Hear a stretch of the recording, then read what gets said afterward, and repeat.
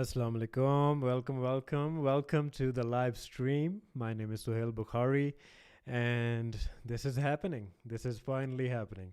So, first of all, I want to thank all of you for being part of my journey, part of this channel, part of this community. I have no words to describe how I feel being here today, being able to talk to you, being able to sit here in my home and share to the entire world what it feels like to be a content creator in 2020. So, before we move on, I just want to start off with telling you that this channel is actually a brand new thing that has happened on YouTube. Like, I started a year ago. It's almost a year. It's next month, it'll be 12 months, it'll be a whole year. And I have to say that I am super psyched, super excited. It's been quite a journey actually, but I have to say it's something that I wished, I dreamed since I was a kid, and being an artist is all you think about when you're young, but then life happens, and but then you get back on your feet and you say, you know what, this is what I want to do and this is what I'm here to do. This is the life I want to live. So that's why I decided to be a content creator. But before we move into that, I have to say that live streaming, this is my first live stream. I've never done this before. I've never been on Facebook, on Twitter, or Twitch, or Instagram. Even Instagram, I haven't been live ever. So I'm really, you can't see it, but I'm a bit nervous here. I don't know what's happening, if you can hear me or not, but I'm hopeful that everything is going fine. It's taken me a while to get this setup ready, but I have to say that this is the best that I can come up with so far. But I'm thinking about doing live streams on a regular basis, like doing it maybe every other day, maybe coming up with a different topic and talking about it. Because, videos as comparison to live streams are a bit harder to make as compared to a live stream. Because, when with live stream, you just turn on the camera, you turn on YouTube Live, and you're ready to go. And you can share whatever you're feeling, whatever you're thinking, right there and then. People are listening. You can interact with your fans, your community, in the chat section, and it's fairly easy to say everything that you're thinking in a quick fashion as compared to videos where obviously the writing, the shooting, that part is not that hard for me right now.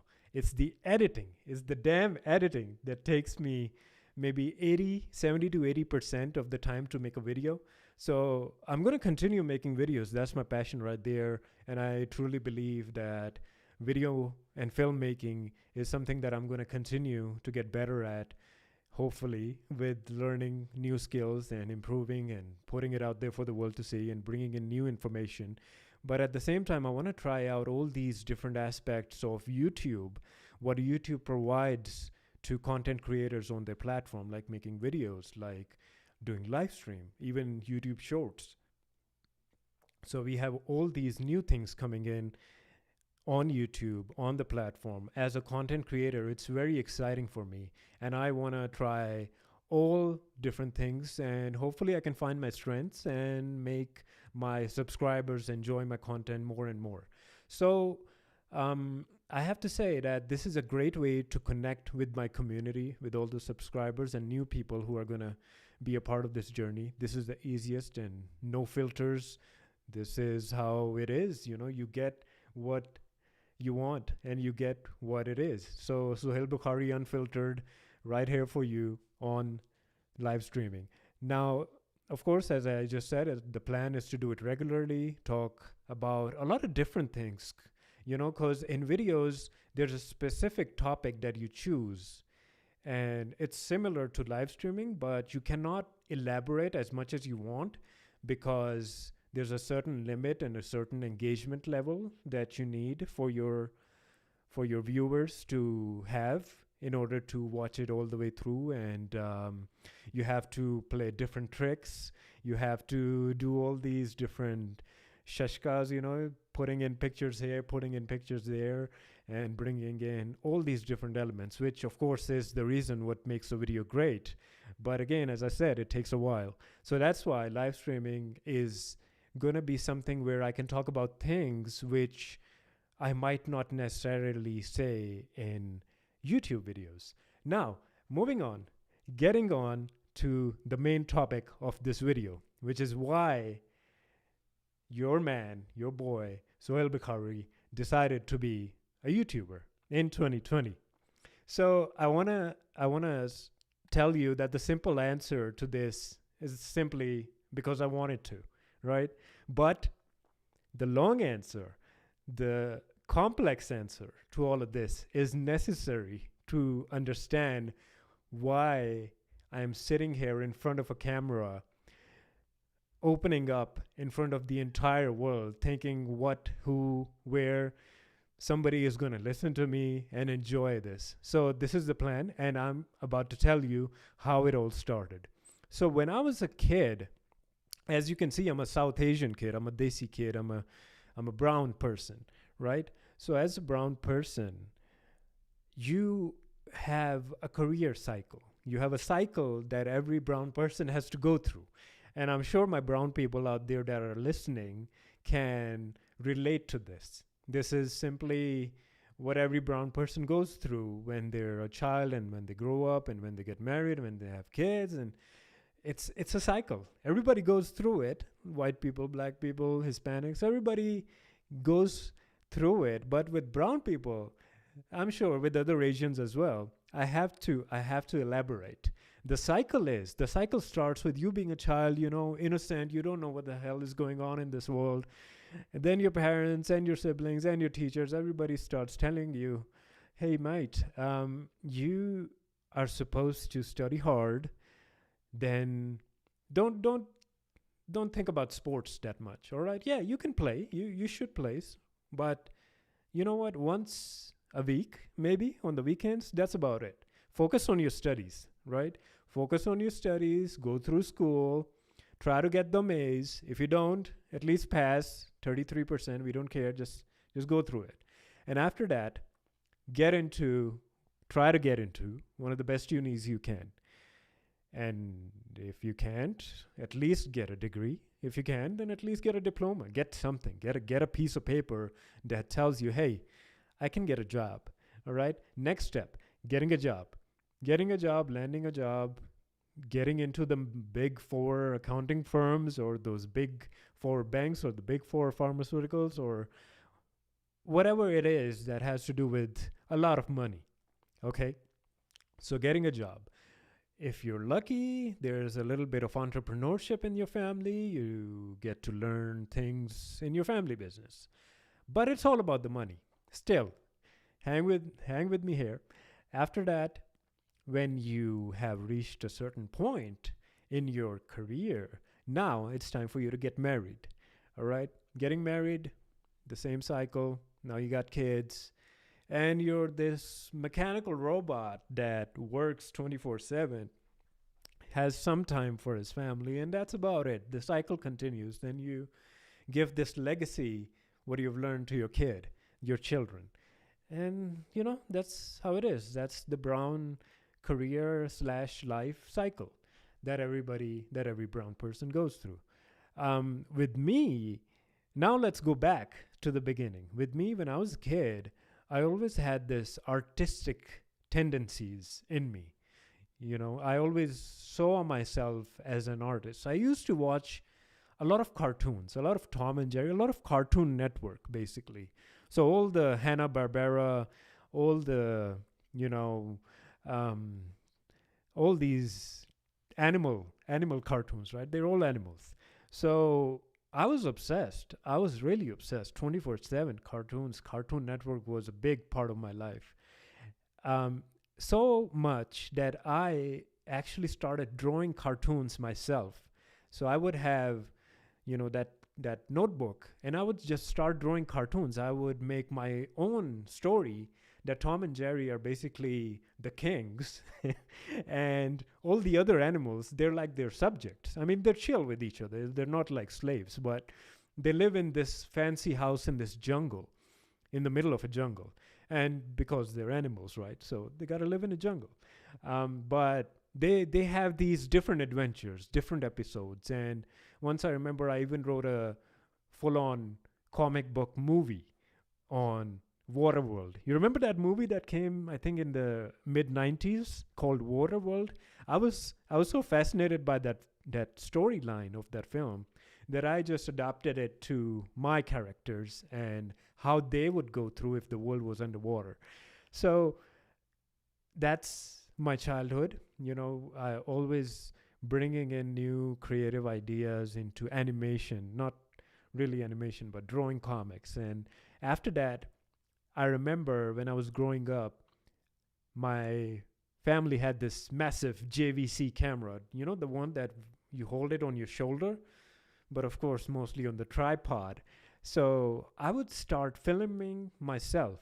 So what I'm doing right now, I've actually done this when I was a little kid, like 20 plus years ago. I've done this. So even though I'm feeling nervous showing this to the whole world, but I've shown this at least to my family. So I would have these four characters. So these four brothers, they all have different personalities. The eldest is the angry one, like super angry. He's always angry. And then the second one is a bit scared of the eldest one, but at the same time, he has this, what do you call it? Worry. He's always concerned about his younger siblings. So he's always telling them, don't get in trouble, don't do that. But I'm your elder brother. After that was the sneaky one. Okay, so the third youngest brother was the sneaky brother. So he's always up to something. He's always coming up with different ways to screw up people's lives. And then the fourth one was the naughtiest, not as in the naughty word that has the definition today, but as in he was not sneaky, but he would come up with these really bad ideas to come make people's life miserable, like badass kind of Kick-Ass, that movie that came. So coming up with different ideas like that. So I would film myself playing these different four characters and spontaneously coming up with their storyline for each episode. After that, when I became a teenager, I think I was in first year or second year of high school. That's college in a Pakistani sense. I started writing poetry. Can you imagine that? So Urdu poetry, you're a teenager, man. What feelings do you expect coming out from a young Pakistani kid? So I'm writing these sentimental Urdu poems. And well, that continued for a while, on and off, but that was kind of the end of that. After that, when I started my undergrad, I think it was in third year, in 2010, a friend of mine, Abdul Qadir, if you're listening to this, he suggested me that, bro, why don't you start writing a blog, right? So he felt that I have all these opinions and thoughts and philosophical mindset. So why don't I just put it on the internet and at least express myself? At least it'll be there for a while for me to go back and look at it. And I listened to him. I actually listened to him. I set up a blog and I wrote all these different things, and some of them which I will definitely introduce you to on this live stream later on. I think it's so, when I go back to it, I know not everyone might think this way, but when I go back to it, I feel, oh man, you wrote this? You're the one who wrote this? That's something. So I became a writer. I started reading books. I started exploring a different side of me. And after that, I realized while doing university class presentations that I actually really like enjoying putting up a show. So when you're making presentations in university, most of the time, how it is, you come up with different slides and you just read them out or just copy from Wikipedia or something like that. But I realized about myself that I really enjoy writing the scripts for those presentations and then finding ways to improvise while giving the presentation. Basically, storytelling. So, storytelling is something that I really explored. I discovered it first and then I explored it and I started enjoying it. So, there's that. Storytelling enters my life. And after that, when I went to Australia for my higher studies in Sydney Uni, the same thing happened. I explored a different side of me this time, which was basically becoming the president of the PSA, the Pakistani Students Association. And the same thing came back. I started enjoying putting up a show. So, with events, with coming up with how to make the audience feel special or unique. Like, this is not another student society event. This is something else. So all of these artistic tendencies in me, they just came and went away and came, and sometimes someone else came and it just went away. And this is how I was living my life, going through the Brown career circle while enjoying my artistic expressions. And after that, I got married. I came to the US. It's been almost 3 years now. And this actually happened last year. The idea of becoming a content creator on YouTube. So first of all, I actually, before this, I started doing radio. So I knew there's this Pakistani South Asian community radio channel here in Dallas. I knew about it for a long time, actually, from Voice of America Urdu. They did a piece on this studio, and I was very interested. I was very fascinated, actually, never interested.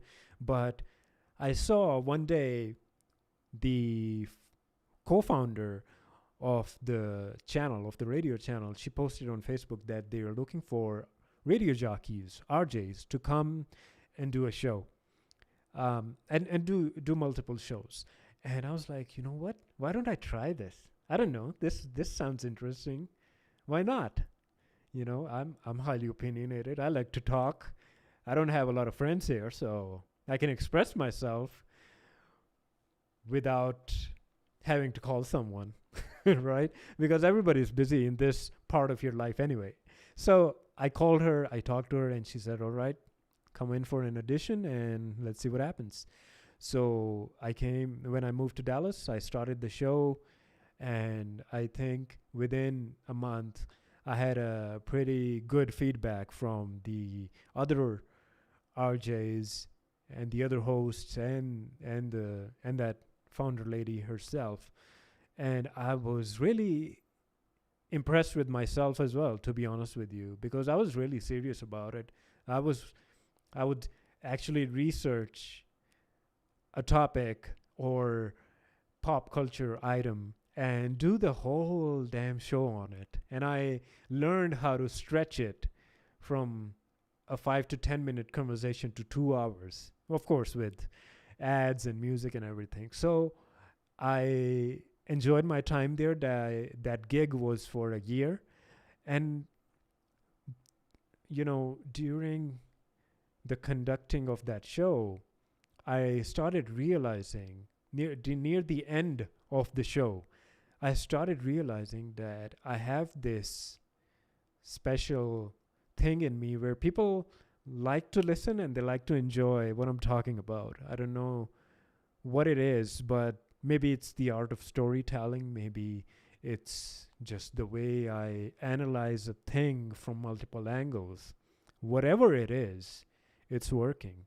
And the fact of the matter is that there's hardly 10 to 20 people listening to this radio show right now, especially at 6 in the evening when the show is not even available on AM or FM anymore. It's only available for an app.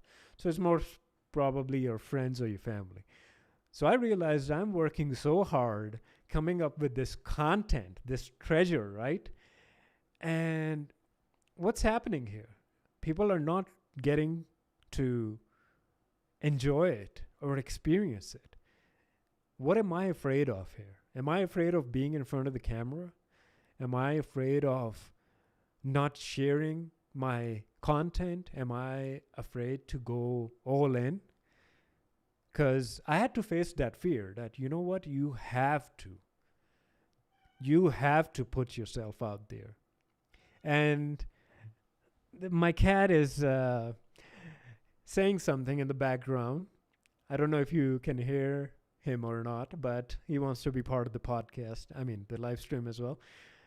Hopefully, we'll have you next time and you can tell your story, how you became the cutest cat in the world, right?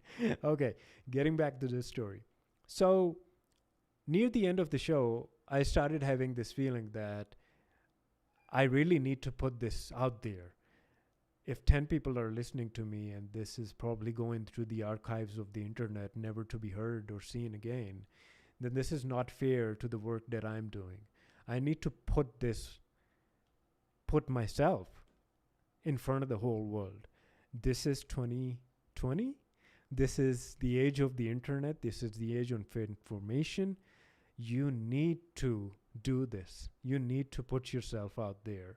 And because this is the time for me right now. This is where you have to really engage your audience and yourself in a moment where you have to put yourself in front of the whole world. And that's when I realized that there's people out there on TikTok, there's people out there on Instagram, there's people out there on Facebook that they don't necessarily have the resources. They don't necessarily even know what they're talking about. But they have one thing, the confidence to come in front of the camera, come in front of the whole world and speak their minds, speak their hearts out. And this is where I learned I have to do this. And back in 2019, in November, I talked to my family, I talked to my friends, and they said, you know what? This is the time. You want to do this? Go all in. Go all in. And that's what I did. I told myself, okay, I don't know what I'm going to do. It's a very nervous situation to be in. To be honest, the first time I turned on the camera, I was freaking out for, I think, at least 2 hours before I filmed my first video. I was just speechless. I had no idea what to do here. And you get so disturbed by the fact that, man, I don't know, what am I doing? What am I doing? Is this what I am doing? Is it the right thing to do? So you have to overcome that fear. You have to overcome all of that to put yourself in front of the camera, put yourself in front of the world. Overcome that, and then be confident enough to say what you want to say. And then, of course, when I actually got through that, I realized that YouTube is a different game altogether, which we will get into later on. But here, I'd just like to say another reason why I decided to come on YouTube as a content creator is that in the last 10 to 15 years, especially after the revolutionary age of the smartphone, the birth of the smartphone and the birth of social media in early 2007, 2008, and after that, things and life have changed forever, right?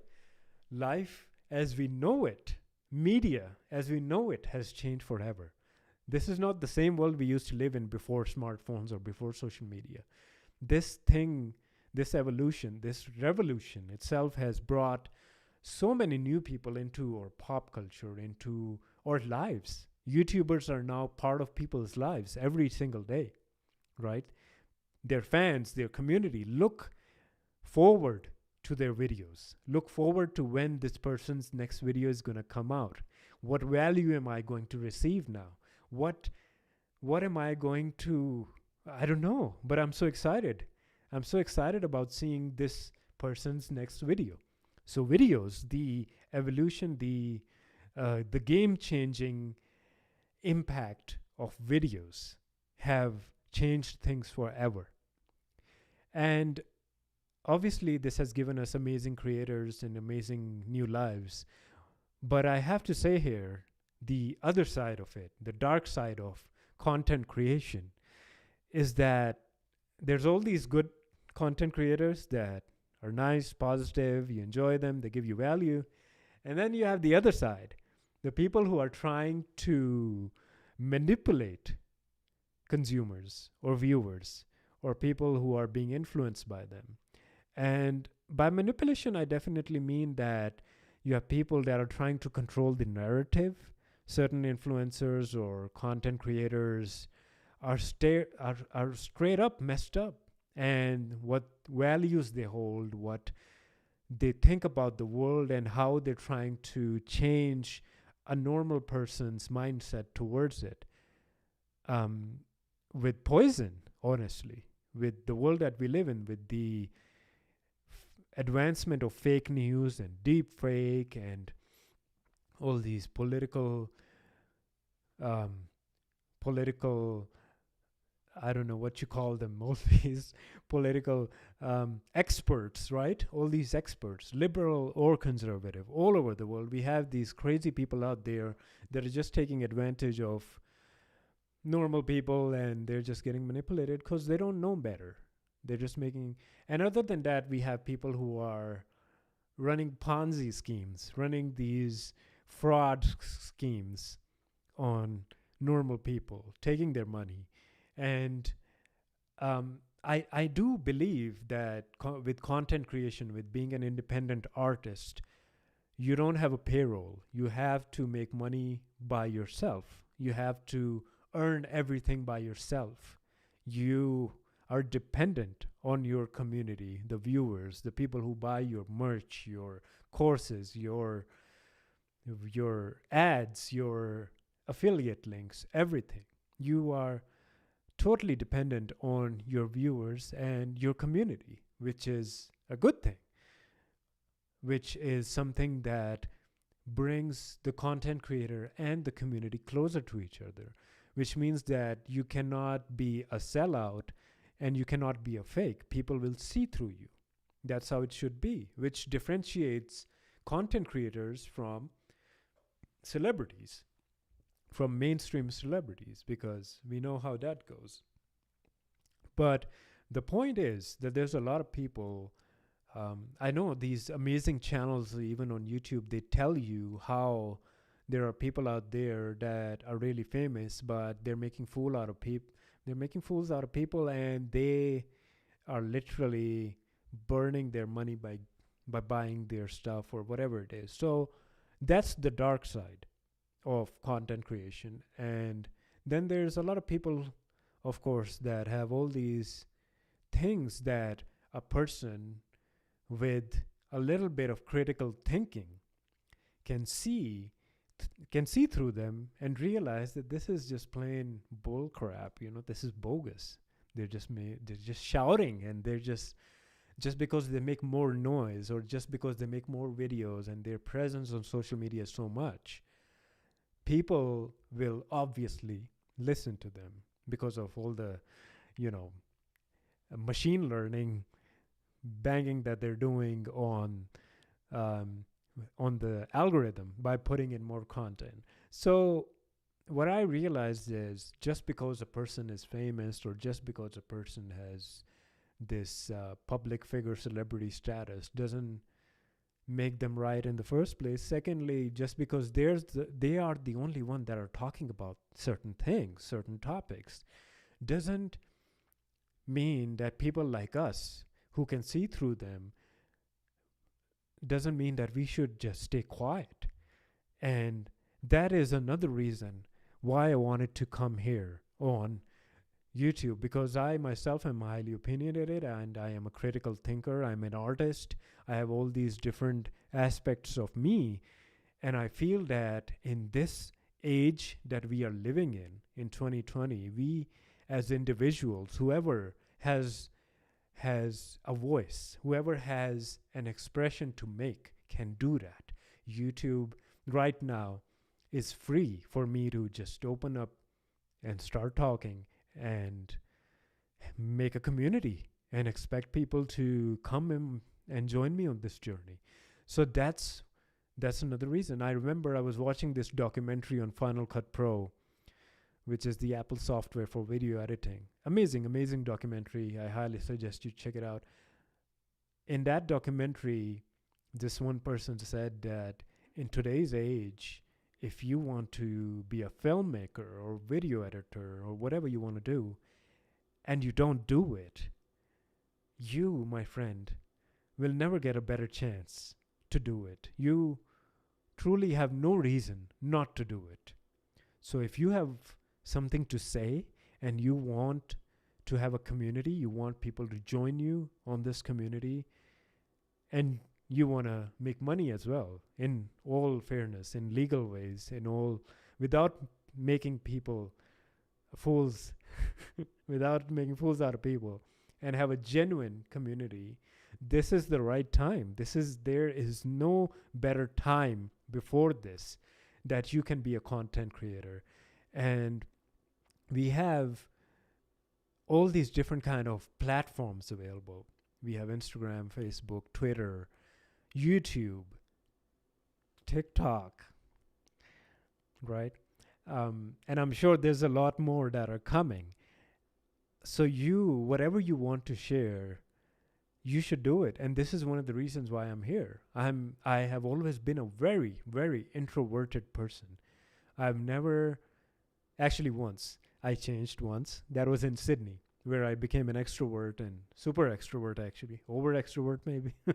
But that was learning as well. I learned a lot from that as well. And this is the reason why I'm here today. An introvert person is talking openly, talking without any breaks to the audience or to the people on the caravan that I don't even know in the future are going to be here. So that's what excites me.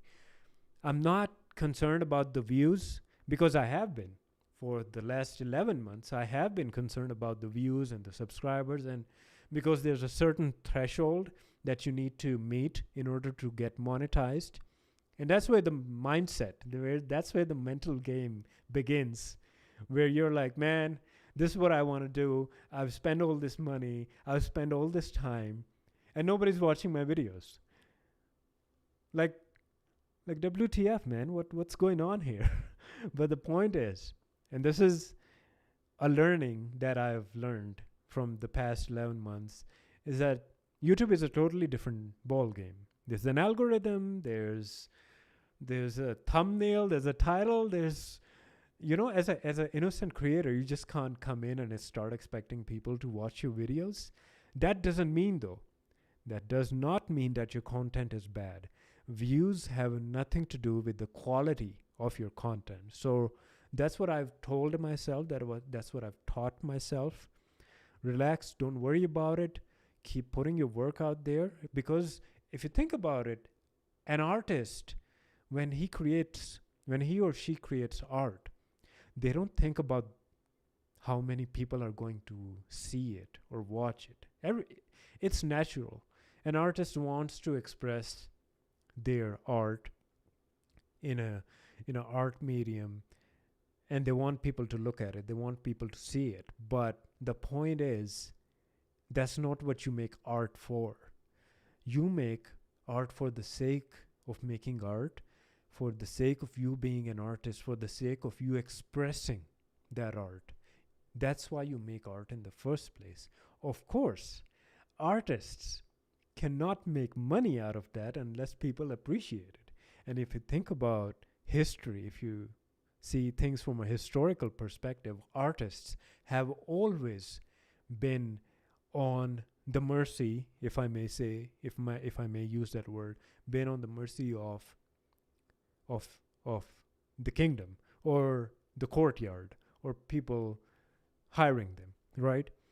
And we live in a world today in the 21st century where you as an artist have the ability to express yourself in ways that have never been possible before. So the best thing is But the main rule still doesn't change. We artists are still at the mercy of people, of viewers, of listeners, of whoever it is. That's why that's why I intend I intend to keep making videos, keep me putting out content, because I truly believe that I, as an artist, can only do justice when I express myself, when I put my work out there, and let that work be there for the algorithm to pick up. Or because my main dream of my work is that it reaches the right audience, the people who will appreciate it, who will actually get a value out of it. And that's what the whole game is all about. This is the reason why I'm here. This is the reason why I became a YouTuber, a content creator. I have a lot inside me that wants to come out, that needs to be expressed. And that is the reason why you should not stop yourself. You will go through a long mental battle with yourself, but it's worth it. It's a test of your determination. It's a test of your consistency. It's a test of who you are. If you want to be on the road of passion, if you want the path of passion and your dreams and all of that, you have to make sacrifices, and you just can't give up. I remember watching this clip of Denzel Washington when he was getting an award. He said that, very inspiring. He said that, fall down 7, get back up 8. So your getting back up, your resilience, your consistency, your determination, your persistence is fundamental for your success, for your happiness. And my ending remarks are never give up. Never give up, don't give up, and just keep going. And that's the live stream. That is the first live stream. And I would just say that my dream is, of course, to keep putting out content, but also get monetized. I don't care how long it takes. I know it's going to happen one day, inshallah. And I am truly, truly grateful for every single person that actually opens my video and watches it and sacrifices their time to watch my work. And hopefully I can make them feel something at the end of the day. And by the end of it, I'll just like to end the first live stream by telling you that I have a Patreon.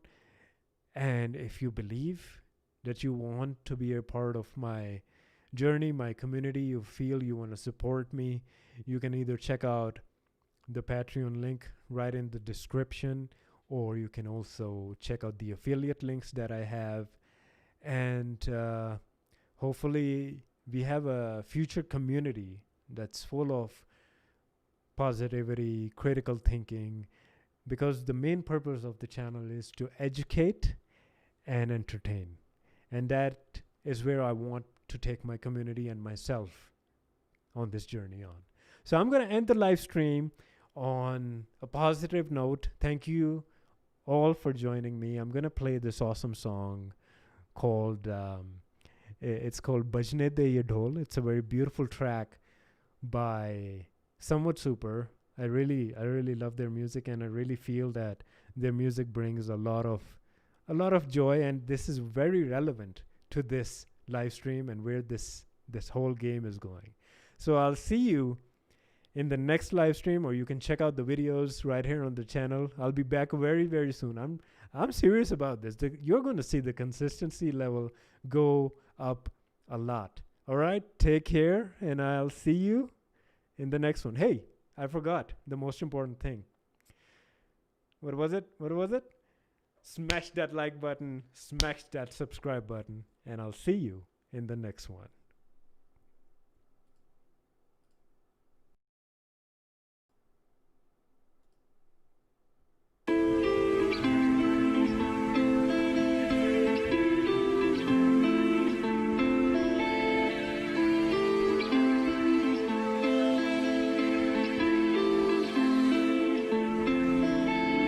हसरतों की की लंबी कतार बना के, ख्वाब के तंदूर में रोटियां लगा के, हौसलों के नोट अपनी जेब में दबा के, जाली मोहब्बतों के बाग सजा के, मिटा दे इस फरेब